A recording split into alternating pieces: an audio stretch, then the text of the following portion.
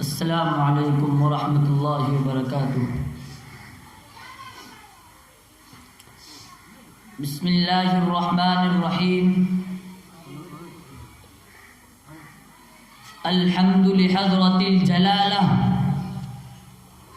والنعت علی صاحب فص الرسالہ، اما بعد، وقال اللہ تعالی فی الکلام المجید والفرقان الحمید، اعوذ باللہ من الشیطان الرجیم، بسم اللہ الرحمن الرحیم۔ والذین جاہدوا فینا لنہدینہم سبلنا وإن اللہ لمع المحسنین۔ صدق اللہ العظیم۔ ہندوستان کا طفل وفادار میں ہی ہوں، ہندوستان کا طفل وفادار میں ہی ہوں، قبروں سے پوچھئے اصل زمیندار میں ہی ہوں۔ دریا کے ساتھ وہ تو سمندر میں بہہ گیا، دریا کے ساتھ وہ تو سمندر میں بہہ گیا، مٹی میں مل کر مٹی کا حقدار میں ہی ہوں۔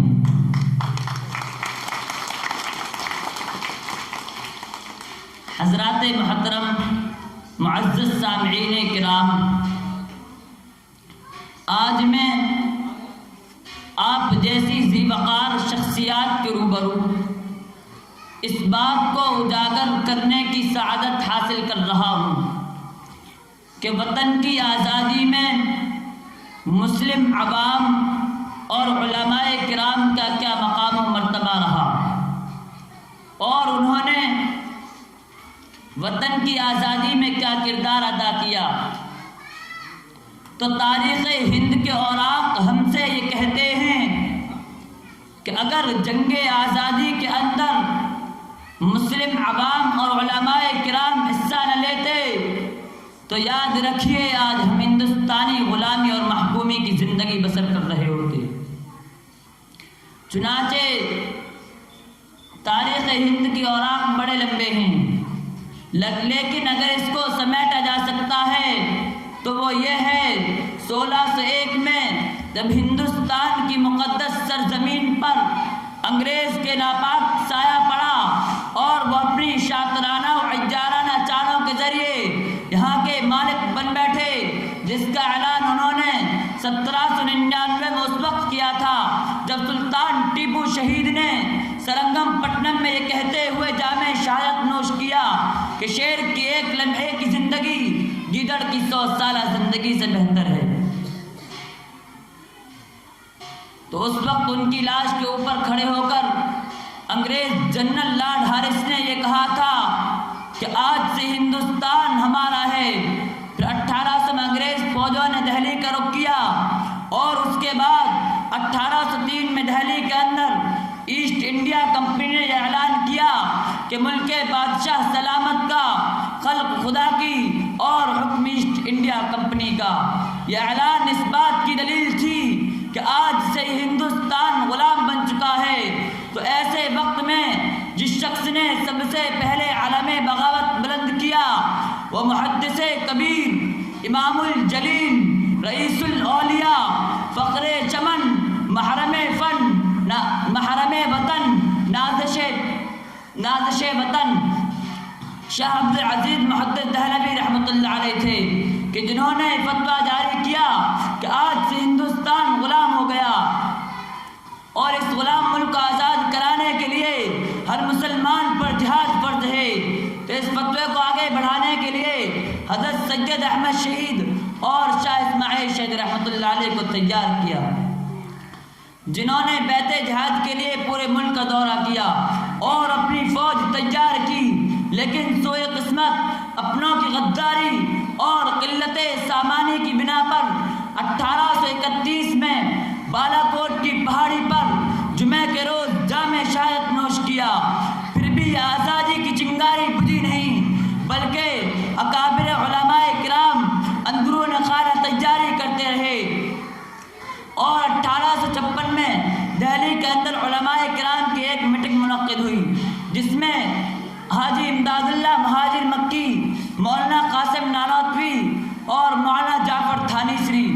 اور اس میٹنگ میں مولانا مملوک علی بھی تھے۔ ان علماء کرام کو فیصلہ کرنا تھا کہ آج ہم انگریز کی مستقل غلامی اختیار کر لیں یا انگریز سے جم کر مقابلہ کر کے اپنے رب حقیقی سے جا ملیں۔ تو اچانک ایک شخص کی زبان سے الفاظ نکلے کہ ہماری تعداد بہت تھوڑی سی ہے، ذرا سوچ سمجھ کر فیصلہ لیں۔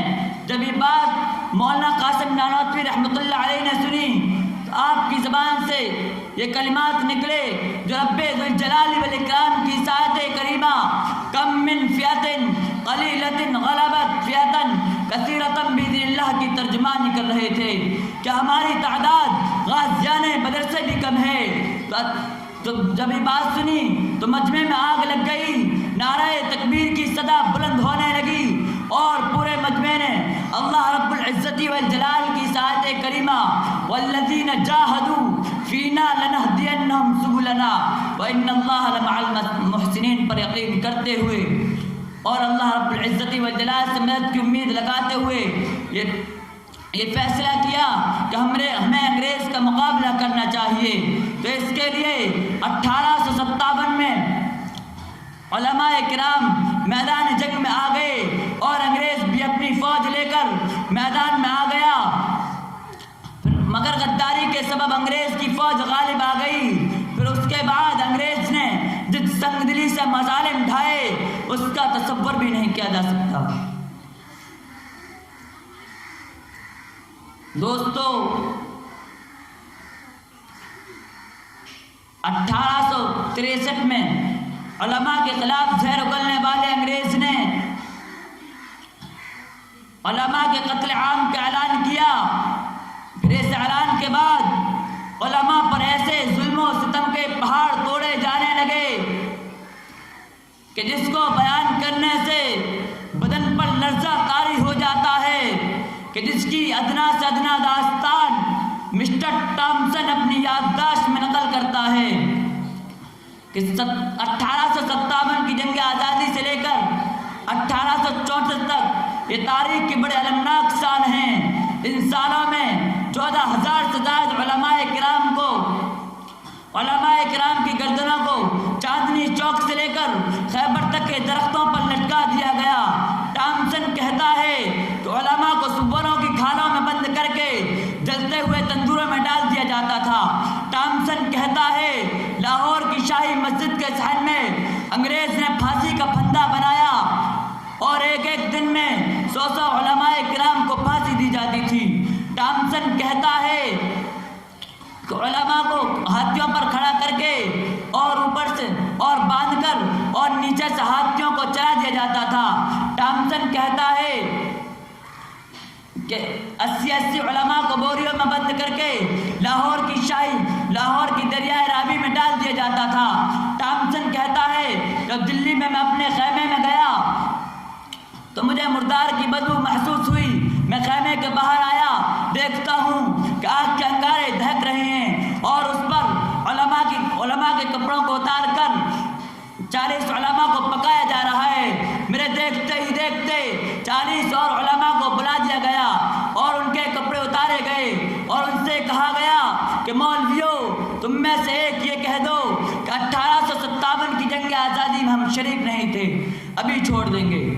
ٹامسن کہتا ہے مجھے پیدا کرنے والے کی قسم کوئی عالم دین ان میں ایسا نہ تھا کہ جس نے انگریز کے سامنے گردن جھکائی ہو، بلکہ پکڑنا منظور کر دیا۔ انگریز کے سامنے کسی نے چاپلوسی اختیار نہیں کی۔ دوستو اسی پر بس نہیں کیا بلکہ دہلی جیسے بارونق شہر کو انگریز نے بھیانک کھنڈرات میں تبدیل کر دیا اور شہر کی تاریخی عمارتوں کو زمین بوس کر دیا۔ حد تو یہ تھی کہ دہلی شہر کی نصف آبادی مسلمانوں پر مشتمل تھی، لیکن ان ظالم انگریزوں کے بے تحاشا مظالم کے سبب شہر میں جا بجا کھنڈر مکانات، سڑی ہوئی لاشیں اور انسانی اعضاء کے علاوہ کچھ نظر نہ آتا تھا۔ اور ان مظالم کا سلسلہ جاری ہی تھا کہ اچانک ہندوستان کی زندہ جاوید تاریخ اپنا رخ بدلتی رہی ہے، اور حضرت مولانا قاسم نانوتوی رحمۃ اللہ علیہ خواب دیکھتے ہیں کہ جس میں ہمارے اور آپ کے آقا حضرت محمد مصطفیٰ صلی اللہ علیہ وسلم کی زیارت فرماتے ہیں۔ اس خواب کے نتیجے میں 1867 میں دیوبند کی سرزمین پر ایک دینی مدرسہ یعنی دارالعلوم کی بنیاد رکھی جاتی ہے۔ تو انہی چند باتوں پر میں اپنی تقریر کو ختم کرتا ہوں۔ آخر دعوانا الحمدللہ۔